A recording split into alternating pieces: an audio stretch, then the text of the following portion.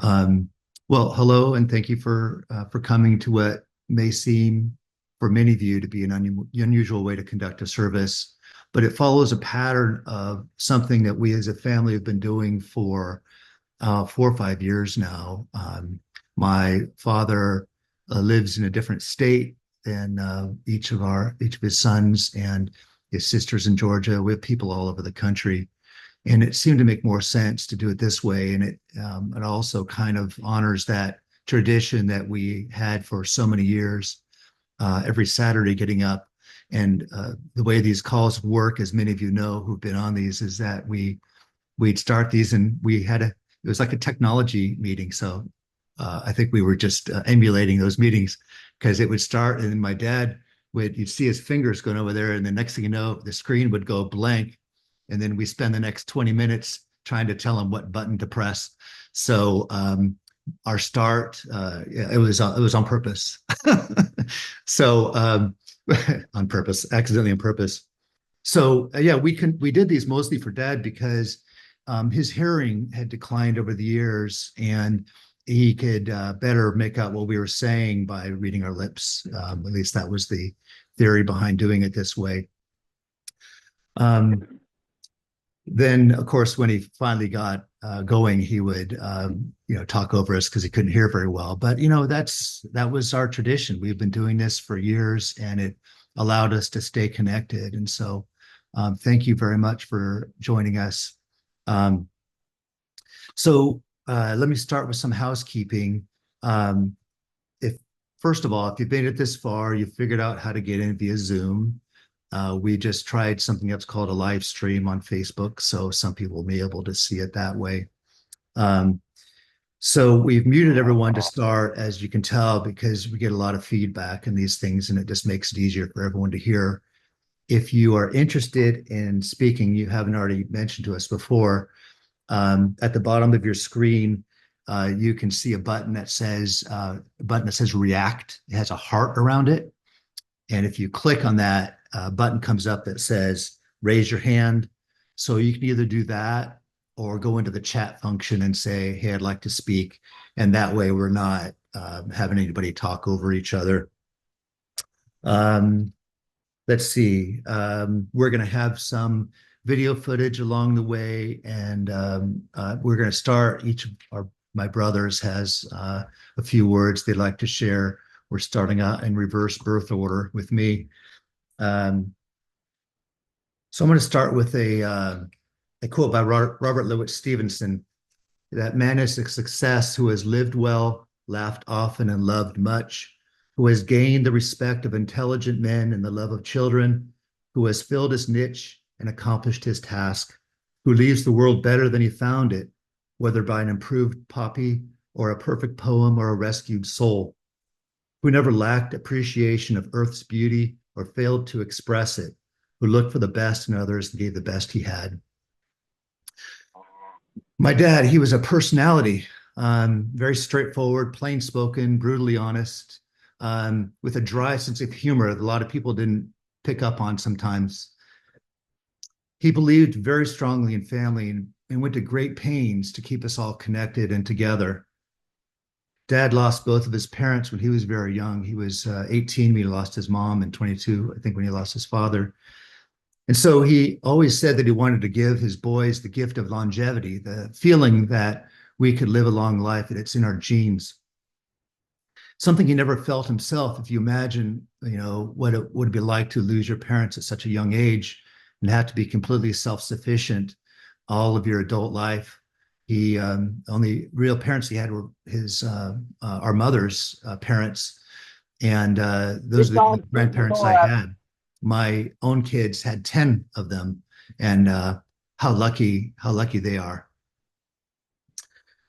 Though I was the fourth son, he made time for me. And Little League, Boy Scouts, YMCA Indian Guides, which don't exist anymore. We wore feather headdresses, banged on a drum, and said "ugh" whenever we were greeting each other. He was standing buffalo, and I was running buffalo. Dad was big into the outdoors and taught me an appreciation for it. As a hiker, he was like a tank. He never got tired. He just kept on going. We always had to tell him to stop so we could catch our breath. As a family, he took us on a lot of road trips, which I'm sure my brothers will share. Those gave me an appreciation for the vastness of this huge and incredible country.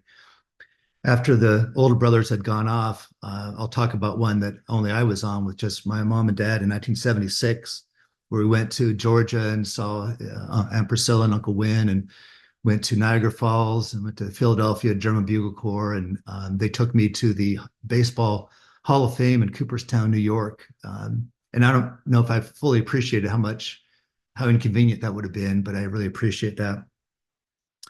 Being the youngest, I was also the only one at home after my parents separated, and it was just dad and I in the house.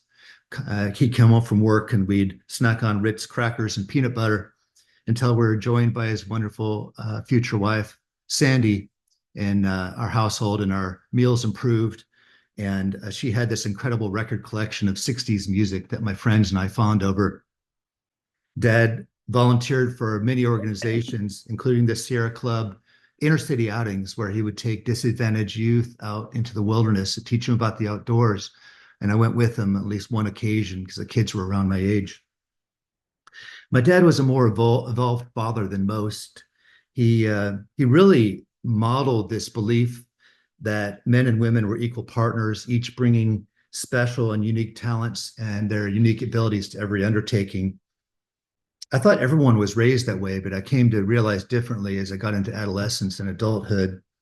He showed that same model when it came from people of different races, sexual orientation, or socioeconomic level. He believed in the goodness of people and give everyone a fair chance based upon their own abilities.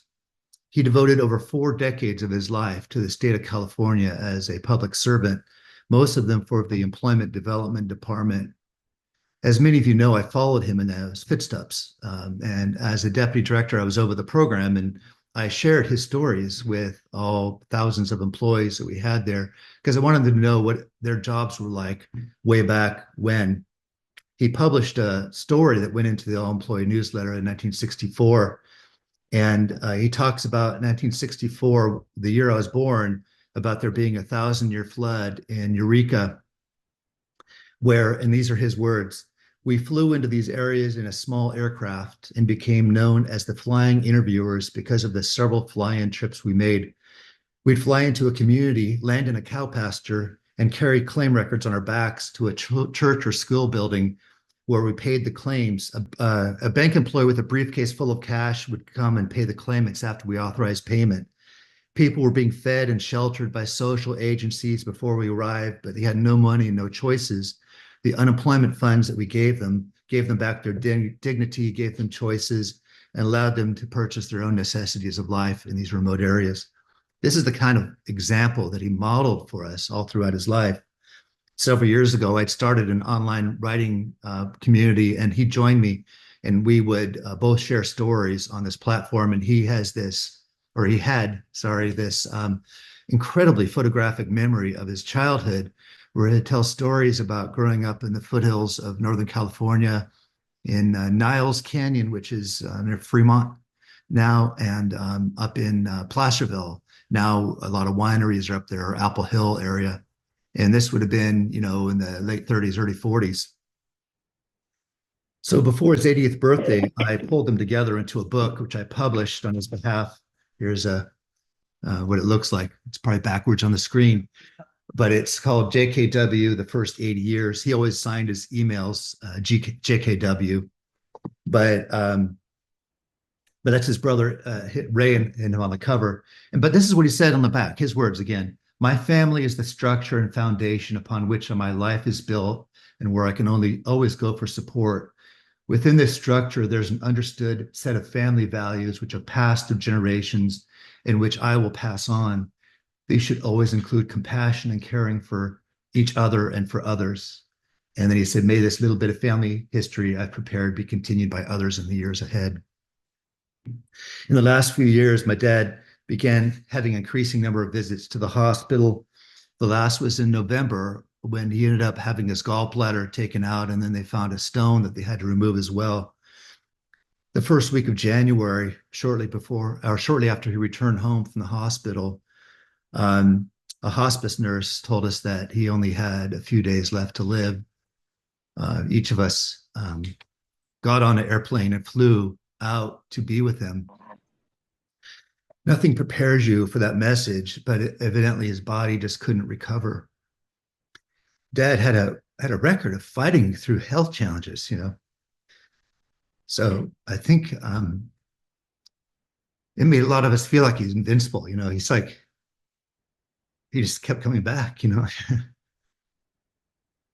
So it's hard to imagine him gone. And, you know, it's hard to imagine a world without his presence all the time. This past week, I took a walk to Point Reyes. I went down to Limantor Beach, and my wife and Kate and I have this interesting dialogue where I'm always looking for signs. So I went down the beach and I was like talking to him and trying to find some kind of sign, some kind of message that, you know, he's somewhere out there. And in the middle of the beach is this massive elephant seal. And I walked right by it, took pictures, and I thought, that's weird. And then I came home and I told Kate, it's like, I was looking for a sign, but I didn't see anything. And she's like, you know, that seemed pretty significant to happen. And I came home and I looked it up, and I found that elephant seals, one of the things they're known for is strong family bonds. I thought that was significant. So I'm going to go ahead and turn it over to John. Oh, okay. I'm going to start the video first, and then John's going to come up.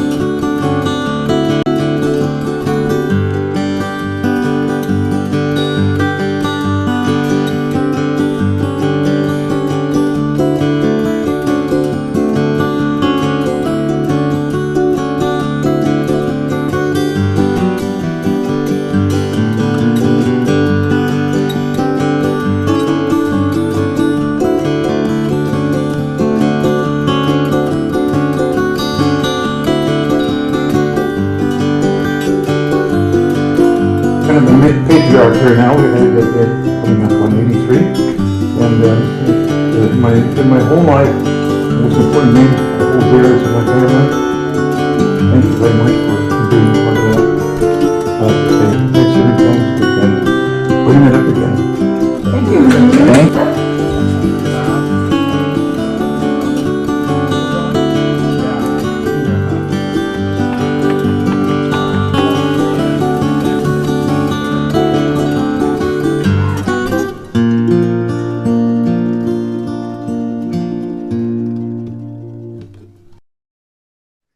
Oh, my turn. I was just going to say, thank you. What a great turnout. Thank you, everybody, for coming. It's really good to see family. And just I'm not going to do as well emotionally as my brother. He did a great job. A lot of what we're going to be talking about is probably redundant, and that's fine. So before me, my parents had 2 sons, and I came along. They had hoped for a girl, but got me. They didn't have any boys' names in mind. My mom liked Jonathan. My dad said, "Hey, but I'm John," and so I got John Eric. Knowlton was an ancient family name of some sort, came from somewhere else, but I ended up being Junior, and so I was often, referred to as Junior. So, when I was born, we lived in North Highlands, but I don't remember that. My dad moved. He got promoted and moved to Eureka. Greg mentioned that a little bit too. So my first memories are in Eureka, and having a little baby brother born and going to kindergarten, just very vivid memories. I have a pretty excellent recall, like my dad always did, and more on the name John Williams because that's my dad. But he was always Jack. Nobody knew he was John. But John Williams is the famous composer of the Boston Symphony Orchestra, and he also scored all of the films that you know as pretty famous George Lucas films like Star Wars, Close Encounters. When I first started watching Lost in Space as a kid, I used to get excited because it said Johnny Williams. And I think maybe subconsciously I took that on. It's like, I'm going to be a famous musician one day. So that was my whole thing. But what was interesting is my parents thought it was really important. Our parents thought it was very important that we all received piano lessons at least, and then chose an instrument. So it was something that really stuck with me. And I bring up music because I just always, I got a little bit harassed in school, I suppose, for being a little different. But I would lean on my parents. They always reassured me, that we had the most excellent umbrella of love and self-esteem, and you're worthy and you're special. We had a lot of that. And so I would play. I remember playing violin and taking my mom's guitar to school, and also playing piano and saxophone all at the same time.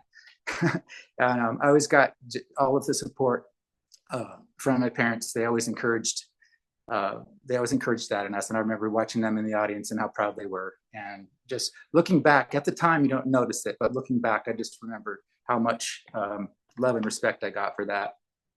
My dad was transferred down to the Bay Area in '66. So I went to kindergarten, first grade. In kindergarten in Eureka, first grade in San Rafael. And because he was assigned to San Francisco. And then we moved again back to Sacramento, to North Highlands for third grade, second and third grade. I moved halfway into third grade to Fair Oaks. I bring all this up to say that there was a bit of a cultural change moving out there where we lived. And I didn't understand it at the time, but let's just say I felt out of place and a little bit bullied. And I just remembered again, just the amount of support and love that I got from my parents, and just a lot of lessons learned there. And we had a house built out there in Fair Oaks. And so we all had our own duties, and my mom had to work. And so we were all given assignments. We all had our roles and responsibilities, and it didn't just stop with you do this and you do that. We all learned to do everything. Dad always, they got us involved in all the activities, Boy Scouts, sports, music. I didn't do so well in the sports. And the thing that I remember the most about that part is that I didn't want to do baseball, but Dad said, give it a try. I was 10 years old, and I went out for the fly ball, And I remember getting a standing ovation to going out for the fly ball and watch the ball. And I watched it all the way till it hit me in the head, knocked me on the ground.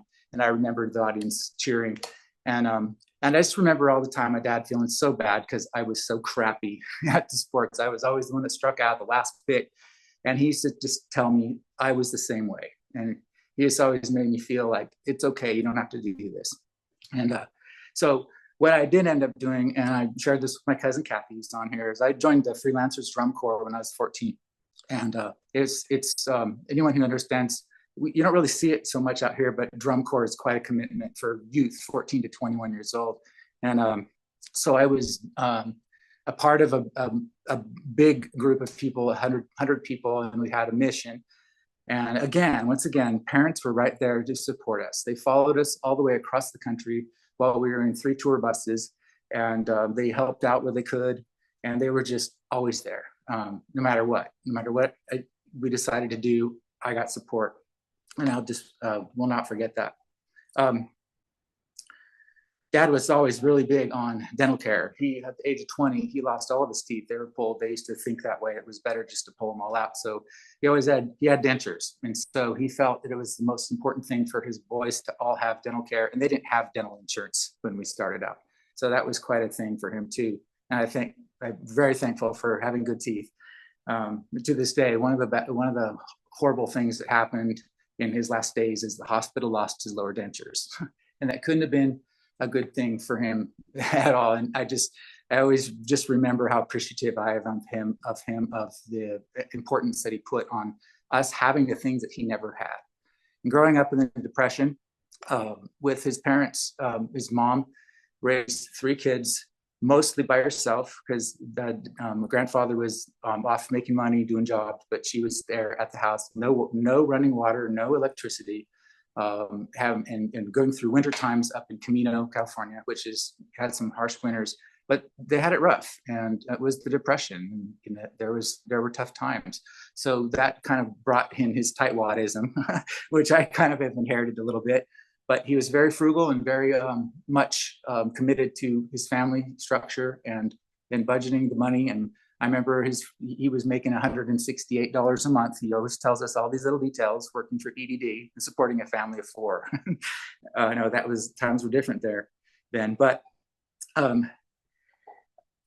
he was very tenacious. Being raised by him introduced us to doing just about everything. Like I said, there's no set rules for who does what. Everyone does everything. And dishes, cooking, cleaning, car maintenance, concrete work. It cracks me up because today you can't work on your own cars, but back then we had to. That was what we did. I'm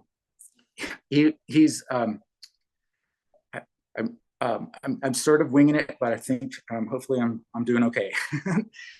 The absence of his presence is profound. He had a really strong personality and a huge impact on who I am as a person today. I was a resistor, let's just say. I was the emoter. And he will share stories and let you know that was who he was too. There's one of the stories I did an interview with him 3 years ago, and it's posted out there online. And he tells a story about they had a gas station down in Fremont area, and he added water to their gas tank and got in big trouble for it. And but just kind of all that kind of mischief, he was always getting himself into trouble. When I got together with Kelly back in the 80s, she had 2 children, and then we had 2 more. And I see you, Ashley, and I see you, Whitney, and I love you more than anything. Michael and Jody were our dad's real first grandchildren. I know we had Priscilla and we had Benjamin came along as well with Michael, but they lived far away. Dad took him, he was just so charged about being a grandpa, and Grandpa Jack kind of pretty much started back then. And everyone knows him now as Grandpa Jack. So I totally appreciate him taking on as his own, just as I did. So his most famous thing to say was, the greatest gift you can give is your time.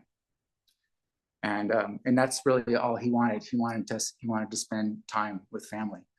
he was dad would be very negative at times. He's known for that. And he would also acknowledge his gratitude, how fortunate and proud he was to have his family. So it could be a little bit frustrating, but at the same time, you knew his heart, and he was a good man, and he definitely loved his family. I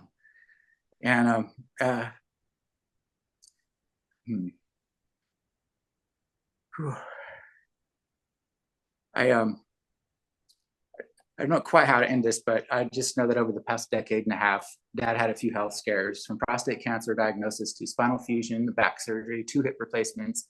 Collectively, age. Dad spent most of his days immobilized and unable to enjoy a lifestyle that he so enjoyed, and that was heartbreaking. Last year, we nearly lost him. He was hospitalized and unconscious for days. And then when he woke, he saw many of us around him. And he looked, he said, "Did you think I was going to die?" And I said, "Well, yeah, I did." And so we had some deep conversations about that, and we talked a lot about that. And he assured me, he says, "I've lived a full life. I am not afraid to die. Would I love to live forever? Sure, and experience everything, but I feel pretty content in knowing that he lived a good and full life." And I couldn't be prouder of the man he is, and to be the son of somebody like that. And I just hope that I can leave a legacy that he's left with my own children and my own grandchildren, who I love more than anything. So that's what I have to say. And I did okay. I didn't even cry. Thank you. All right. Thank you. Thank you, John. You did great. Thanks very much. Thank you, everyone, for joining. I am not winging it. I have prepared a few words that I am going to read, but I'm also going to do a slide presentation while I'm speaking. So bear with me as I fire it up. Can you all, I think you can all see my screen. Oh, good job. Yeah, and here we go. All right. On January 12th, 2025, our beloved father, Jack Williams, or Pop, as I lovingly called him, passed away at the remarkable age of 89. Though his passing leaves a significant void, his legacy of love, integrity, and family pride endures. Pop was the proud father of 4 sons, all of us now in our 60s. His unwavering devotion to us was evident in every facet of his life. Like me, Dad was a second son, and perhaps that's why I always felt a special kinship with him. Being the second son comes with challenges, like always being compared to your older brother, something Pop likely understood but never admitted. Along with this shared bond, of the 4 brothers, I have inherited more of his physical characteristics, such as hearing loss, hair loss, back pain, and a metabolism that's better at collecting calories than burning them. Despite these similarities, one thing was abundantly clear. Dad's pride in all of his sons knew no hierarchy. He loved each of us deeply and uniquely. And his final words to us was, "I'm so proud of my boys." These words, spoken with sincerity and love, will forever echo in our hearts. His pride in us and his influence on who we became was a cornerstone of his life's purpose. Dad's involvement in our lives was extraordinary. He wasn't just a father, he was a participant, a guide, and a role model. Whether it was Boy Scouts, Little League, Indian Guides, or simply sharing the joys of the outdoors, he was always present. He took us camping countless times, introducing us to the beauty of nature. Desolation Valley and Lake Tahoe felt like second homes, where he taught us resilience, teamwork, and a love for nature. These outings also allowed us to see his lighter side. His knack for puns and his dad jokes always had us groaning and laughing in equal measure. A tradition that lives on through all of us. You could say that he was intense about his camping humor. One memory that still makes us smile was a cross-country road trip when we found ourselves stranded in the New Mexico desert. With Brother Michael driving on a permit at just 15 and a half years old, our station wagon had a tire blowout. Michael handled it masterfully, but when we unpacked the car and pulled out the spare, it was flat. We felt helpless as car after car passed us by. Then, to our astonishment, Dad flipped off a passing driver in the most dad way possible, using his middle finger minus the two adjacent fingers. We couldn't stop laughing. It was the first time we'd ever seen him flip somebody off, and his unique style made it unforgettable. Flipping the bird was never so creative. The funny thing is, it worked. The driver of that fast-moving car pulled over and backed up towards us on the highway. That was an embarrassing moment for Dad, but the driver was friendly and even gave Brother Michael a ride to the nearest town. He returned with a tow truck shortly thereafter. We all have several memories of that road trip around the U.S., including our attempt to tent camp in New Orleans, Louisiana during this summer. It was way too humid for any of us to sleep. Getting up in the middle of the night to move on, only to lose our air conditioning in the station wagon shortly after. Other memories of that trip include a visit to Dad's Uncle Win and Aunt Priscilla on St. Simon's Island in Georgia, and being amazed that they had maids and servants. Also, our visit to New York City, and remembering being encouraged to put our wallets in our front pocket to deter pickpockets. All of us staring straight up below the Empire State Building with our mouths agape. Our stop to visit friends in Springfield, Illinois, and catching fireflies. And our visit to Aunt Mary and Uncle Don's in New Jersey, and staying at their cabin on a lake in the Adirondacks. Those adventures were filled with laughter, lessons, and an enduring sense of togetherness. Pop's character was unparalleled. His honesty and integrity were guiding lights in his life, and are traits he passed on to each one of his sons. He taught us by example, instilling in us the importance of being good men, loving fathers, and dependable friends. He was a staunch advocate for equality and justice, teaching us about racial and gender equality from a young age. Long before it was common, he championed LGBT rights and provided unwavering support to family members and friends alike who came out. His strong moral compass and unshakable beliefs left an indelible mark on all who knew him. Beyond his role as a father, Pop was a beloved figure to many. As a brother, Pop was deeply connected to his siblings. His older brother, Ray, passed away in 1993, but Pop often spoke of him with admiration and affection. They shared a bond forged by childhood memories and mutual respect. Pop's younger sister, Louise, currently lives in an assisted living community in Georgia. He cherished their connection immensely. He also maintained a close relationship with his sister-in-law, Dorothy, his 5 nieces and nephews, always making an effort to stay in touch and remain a constant presence in their lives.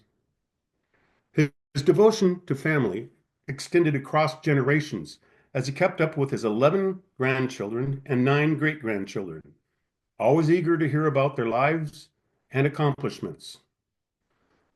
Pop's career reflected his dedication and resilience. His 41 and a half years with the state of California provided stability for our family. He often encouraged us to seek the security of government work, sharing wisdom of decades of experience. That said, he wasn't shy about sharing his opinions, sometimes imposing them, but he did so with the kind of love and determination that made it hard to disagree. He'd probably call his advice government-issued wisdom.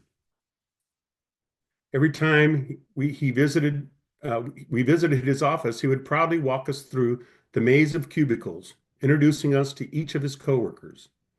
He wanted everyone to meet his boys, and we could always tell how proud he was of us during those moments. His intense personality, quick wit, and boundless warmth made him a magnet for friends. Friends of mine who met him at birthdays, holidays, and other events I hosted were instantly charmed by his stories, his humor, and his heartfelt interest in their lives. Later in life, Pop and his wife Sandy shared many adventures of their own. They were married in Kauai in 1984, a beautiful milestone in their 40-year marriage.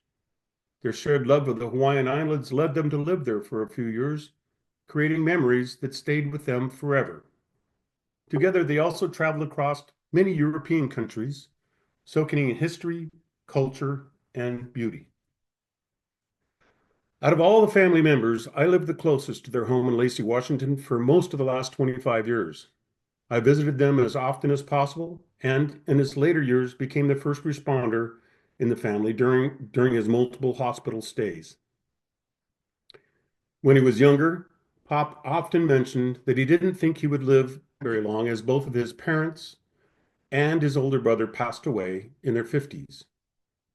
However, as he grew older and defied those expectations, he would joke, "If I'd known I was going to live this long, I'd have taken better care of myself."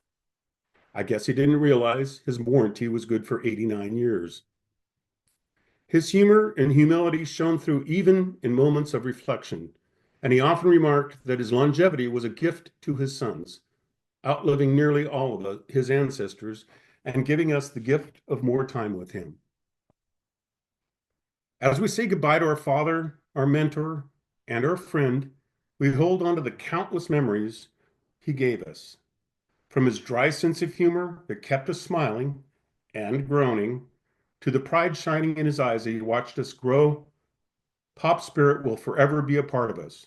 His life was a testament to the power of love, family, and steadfast character, and we are eternally grateful to have been his sons. He was more than just a father. He was our compass, our cheerleader, and our foundation. Rest in peace, Pop. Your legacy lives on in all of us. I love you and will miss you immeasurably. Thank you. Thank you, Steve. Michael? All right. I also am not going to shoot from the hip. I have prepared some remarks, and hopefully I can get through them as well as my three brothers have. I'm going to concentrate my memories on those that my brothers would not have remembered. My earliest fleeting memories reinforced my understanding of the person we knew him to be. One of those memories is of my daddy taking me to the place where I was told he made money. Mommy told me that's why he was gone from the house every day. But on that day, one day in particular, Mommy was away from the house and Daddy was taking care of me. He took me to where I was told he made money, and I was disappointed. There was nobody there actually making money. But I remember Dad handing out what I later figured to be cigars to his coworkers. So that had to be March of 1958. Becoming a father for the second time at the age of 22 was a major highlight of his life. 4 years later was Dad taking me to Papa's house, his father's apartment. But Papa wasn't there, and I never saw him again. Only Grandma Irene for a few times after that. I later figured out that Dad had lost his own father, his only remaining parent, who was only 54 years old. His mother had died 4 years earlier, before he got married at the age of 55. Dad had made sure that Papa and Mom's parents were a major part of our lives. He spent the rest of his life concerned about his own mortality and determined to live a long life and be there for his sons and his wife. Indeed, he spent nearly 67 more years trying to live out that commitment. 2 years later, Mom and Dad needed a larger house because our 2-bedroom home would be too small for a family of 5, even if it was across the street from the local elementary school. At the same time, his baby sister, Aunt Louise, and Uncle Jim needed a home to start their own shared journey, and they bought that 2-bedroom home on Dixon Street. Our new home was one house down, but across the side street from Mom's parents in North Highlands. And Dad's emphasis on family kept them close to us for the rest of their lives, including every Christmas day. But for several more years, Christmas Eve was for the Williams clan, his brother and sister, and their families. That nearly ended in tragedy in 1960. As we were returning from Placerville, his brother, Uncle Ray's, and Aunt Dorothy's home, a suspected drunk driver pulled out from a side street almost into the side of us. He had to swerve to avoid the collision. That 1953 Chevy had a high center of gravity, and because of swerving, it rolled over onto its top. That was before seatbelts. I remember crawling on the ceiling of the car, even if it must have been only a moment, because he pulled Steve from the car and made sure that 5 months pregnant mom was safely out and returned to grab me and pulled me to safety. Thankfully, nobody was seriously injured, although the traumatic memory remained. That following summer, I think, Mom and Dad took me on my first camping trip. This time with a 2-year-old brother and another baby brother. We went up the California coast as far as Prairie Creek Redwood State Park, north of Eureka. I later learned that this might have been a scouting trip for a job opportunity. Dad was now supporting a family of 5, and his career opportunities as a fingerprint examiner for the state were limited. He got a job the following year, 1961, with what was then the Department of Employment, working unemployment claims. But the job was in Eureka, nearly 300 miles away. It offered more income and advancement potential while still allowing plenty of time for family, which was his whole life outside of his 40 hours a week. For the next 5 years, our family camped, picnicked, and celebrated holidays and birthdays together. We'd periodically visit Dad's Aunt Barb, his mother's sister, and Uncle Tug in Redding.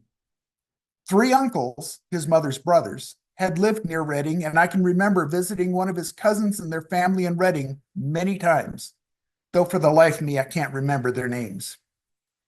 Grandpa and Grandma would visit us at least once a year, and we'd travel down to Sacramento area at least once a year, and we always spent Christmas together. There was always that emphasis on family.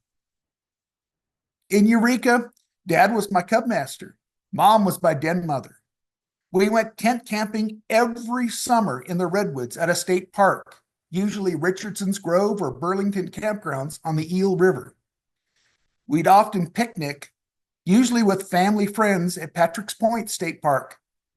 I remember Dad taking me back to Prairie Creek Redwood State Park on a fishing trip, and another on the Eel River in 1964 after Greg was born.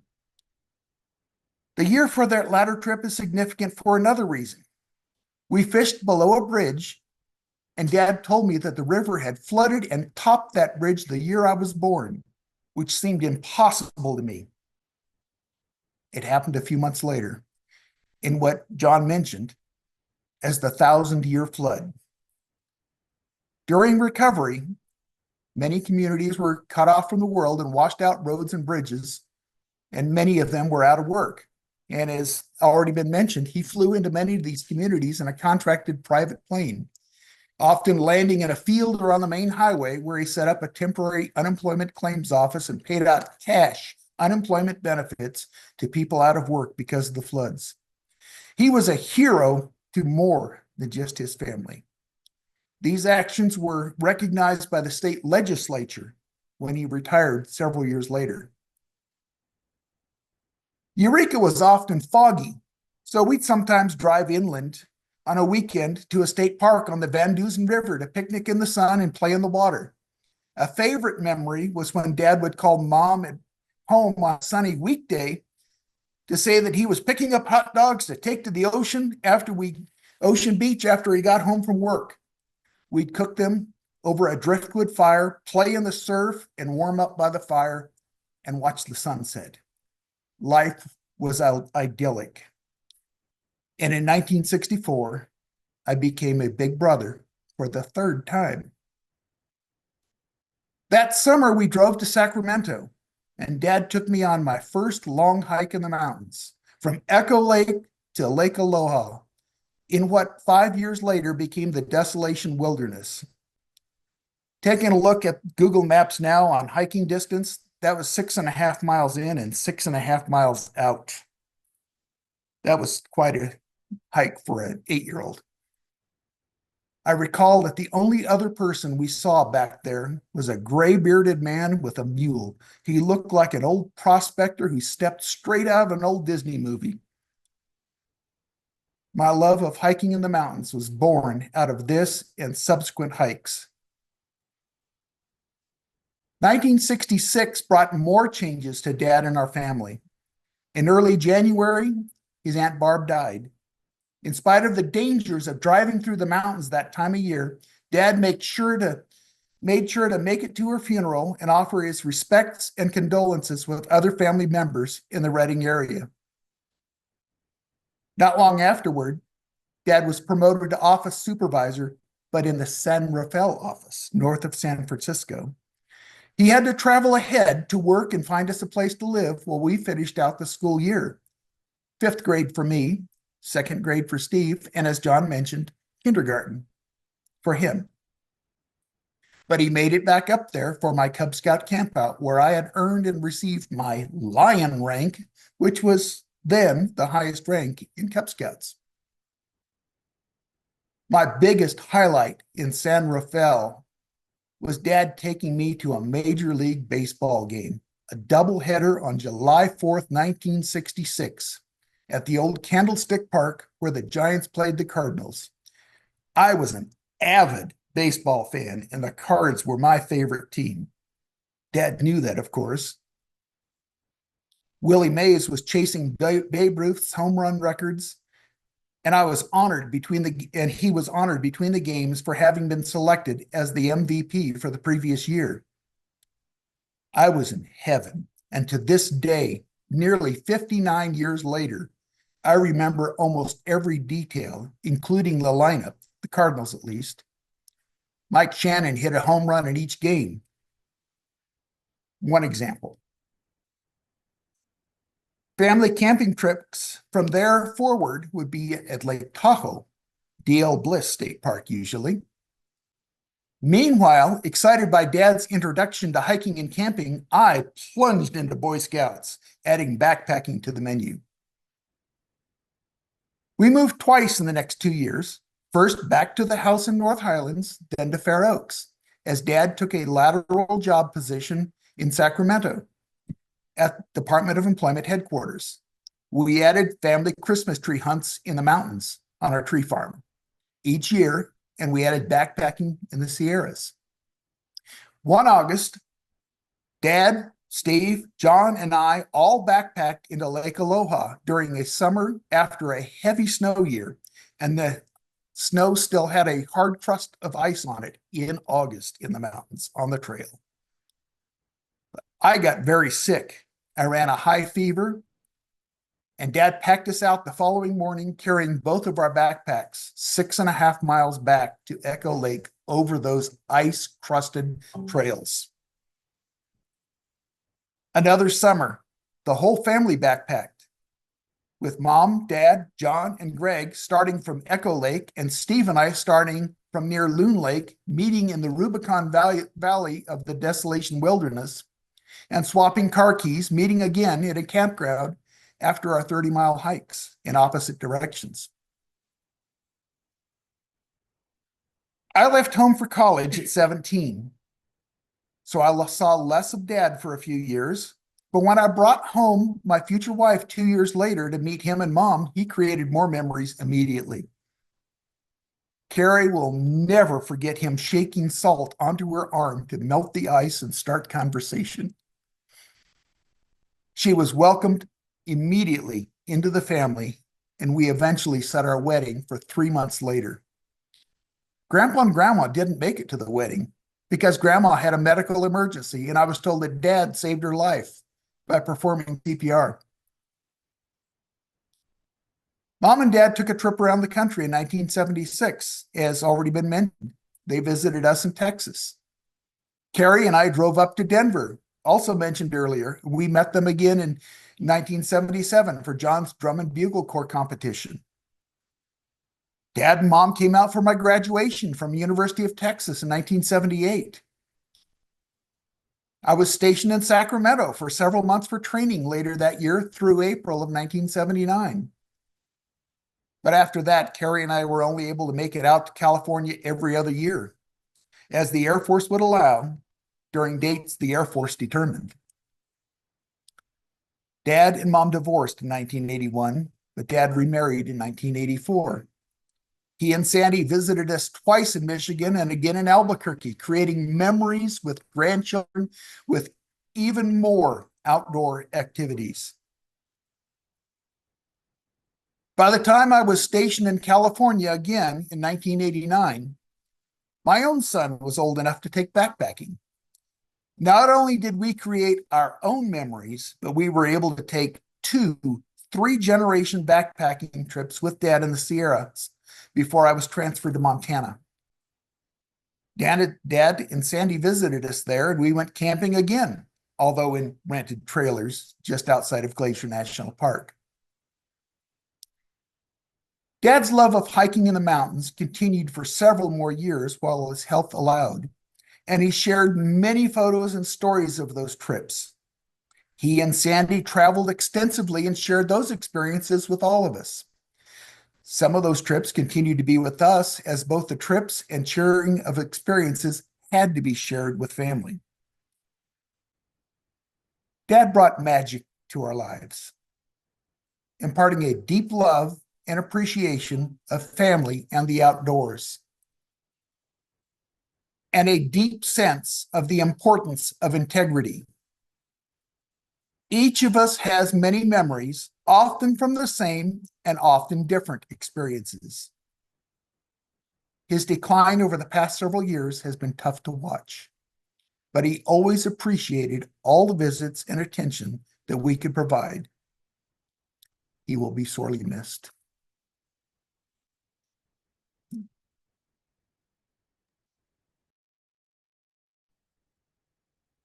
Thanks, Michael. I have Ashley had asked to speak. I'll let you go on if you'd like, Ash. You have to unmute. Okay, yeah. Hi, everybody. Grandpa Jack wasn't just my grandfather. He was my biggest cheerleader, my Sunday call companion, and the creator of what we lovingly called Grandpa Jack jokes. Family was everything to him, and he made sure we all knew it. He and Grandma Sandy gave me so many beautiful memories growing up. Sleepovers at their house, early mornings at the farmer's market, hikes and adventures in Hawaii. And even as I grew older, our bond never faded. Our video chats and visits kept us close no matter where life took me. But one of the things I admired most about Grandpa was the way his love stretched across generations. He adored his grandchildren and great-grandchildren with all his heart. He and Grandma Sandy visited Trevor and our family in Ohio and Tennessee multiple times.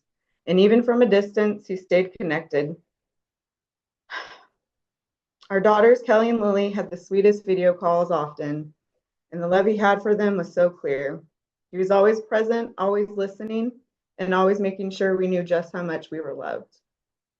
When Grandma and Grandpa visited us in different states, we went to concerts, hit up honky tonks in Nashville, and we even attended a gay pride festival with us in Cleveland. Grandpa Jack fully embraced the experience, even high-fiving a person dressed in a full-body penis costume. That's a true story. Grandpa Jack was one of the most loving, supportive, and genuinely good people I've ever known. He shaped me into who I am today, and I will always be grateful for that. And Grandma Sandy, I want you to know how much you are loved. You and Grandpa had an incredible life together, and his love for you was something truly special. Grandpa, I will love you forever. Thank you for every hug, every Sunday call, and every wonderful memory. You may not be here physically, but I know you're still with me. Thanks.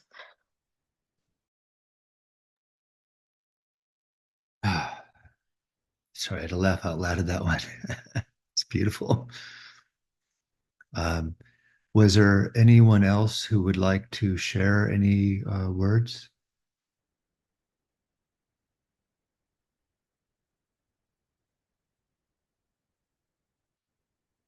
Say at the end, Okay. So I'm gonna play another video, and then if you suddenly have a desire to share other words, then please just signal whatever way works for you. Thank you. Hold on a second.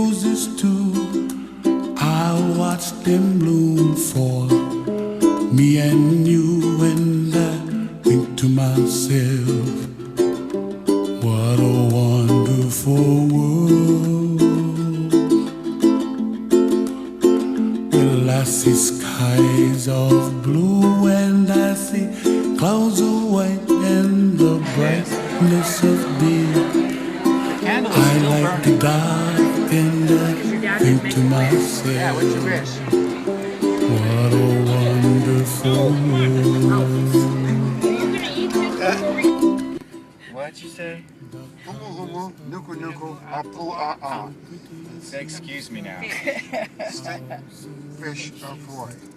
Oh, that's too much. Is the fish as big as the name? Why don't you just say the state fish? Is it a bottom fish, a flounder, a snapper? No, it's a small fish. But defined, humu, nuku, apua'a, means a long, slender fish with the snout of a pig. Yes, little kid on a tour, what's a state fish? They always knew. Kids knew when they could say Adults did not know. How do you say the word state in Hawaiian? How do you say the word state? State? State, like the state of Hawaii. What about How do you say it? the state of Hawaii? How do you say the word state? Hawaii? Hawaii. No, I meant the word State, state. state. The word state. It's just State. state, State. but it's not like iki, luki, laki, I makaki. don't know that in Hawaiian there is a word for state. I was just trying to find an easier, quicker way of saying state fish.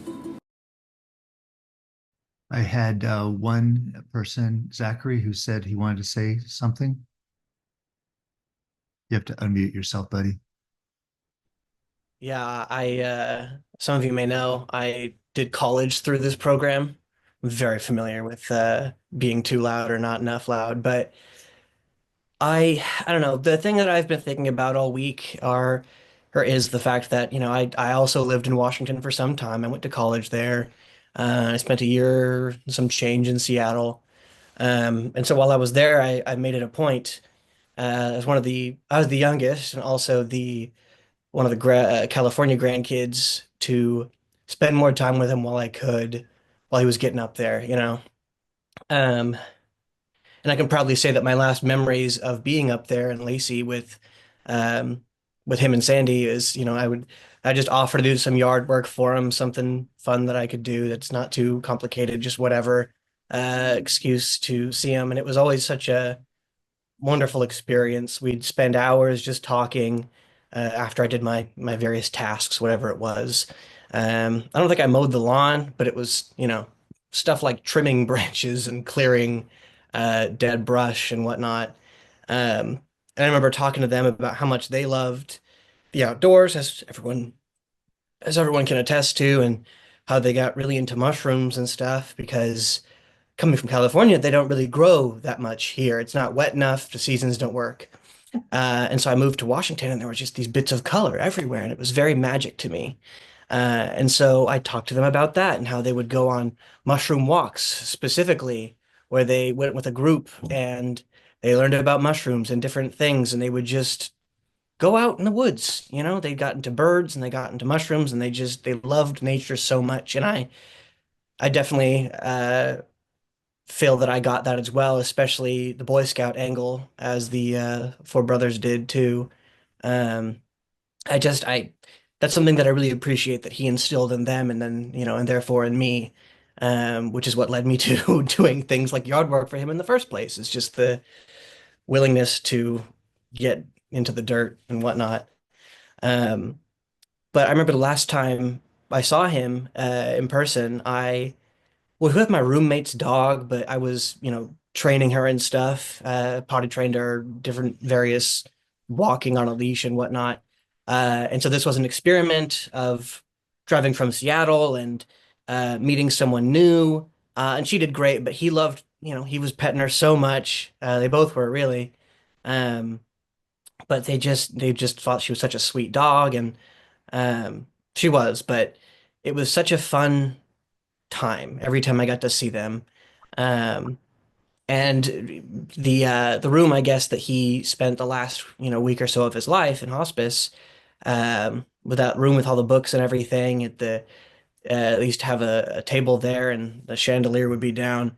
And every time I could guarantee that we'd be talking around it so long that I'd get like a headache behind my eyes because it was just bright. But I didn't care because I'd rather see them and get a little bit of uncomfortability than not at all, and be able to share time and memories and learn about them. I remember I wanted to just, in the same way we all kind of did, know more about what it was like growing up. I think at one point I even asked about, what was like their first memories of World War II because they were kids, but something they talked about collecting cans and parades, nothing too crazy, but um, just, to see things that I didn't think anyone would ever ask them. Um, but I really do treasure those memories, and I miss him a lot. We didn't have the weekly calls that Ashley did or anything like that, but I certainly hopped on when I could, to the family calls, and I really appreciate the brothers for doing that.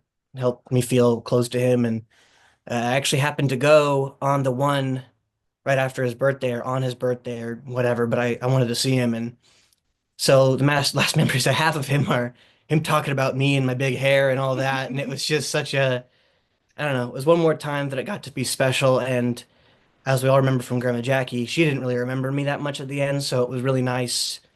I don't know, that he still knew me, this is the second real death that I've experienced, as someone that I've known my whole life on a very close level. And so it's very strange, but all these memories start flooding back. Another one, we were we had Christmas. Jack and Sandy came and visited us, and he got me Captain Underpants books. I remember just tearing those up. I don't know.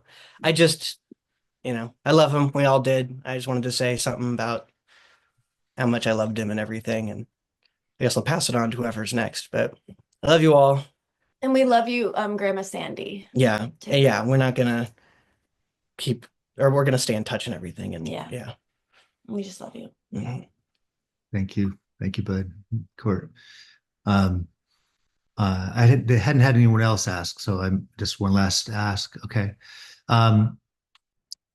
Stephen mentioned, we were having these once a week calls. So if anyone's interested, we're gonna going forward have those once a month now. So Brother Mike has sent out invites to anyone who's interested in that. So I'll end by something that it was a poem that was read by an Oxford professor named Henry Scott Holland at the funeral of King Edward VII, 1910. Nice and topical. And it is called All Is Well. Death is nothing at all. I have only slipped into the next room. I am I, and you are you. Whatever we were to each other, that we are still. Call me by my old familiar name. Speak to me in the easy way which you always used. Put no difference in your tone. Wear no forced air of solemnity or sorrow. Laugh as we always laughed at the little jokes we enjoyed together. Play, smile, think of me, pray for me. Let my name be ever the household word that it always was. Let it be spoken without effect, without the trace of shadow on it. Life means all that it has ever meant. It is the same as it ever was. There is unbroken continuity. Why should I be out of mind because I am out of sight? I am waiting for you for an interval somewhere very near, just around the corner. All is well. Thank you all very much for coming. I love you guys, appreciate you, and thank you for your patience with our format of this service. But I appreciate your time and attention in coming and sharing your love and affection for our dad. Have a beautiful rest of your day. Thanks. Thanks, everyone. Thank you, Greg and John, for putting it together. Thank you, everyone. Yes, thank you. Thank you. Bye, everybody. Bye. Thank you. Love y'all. Thank you.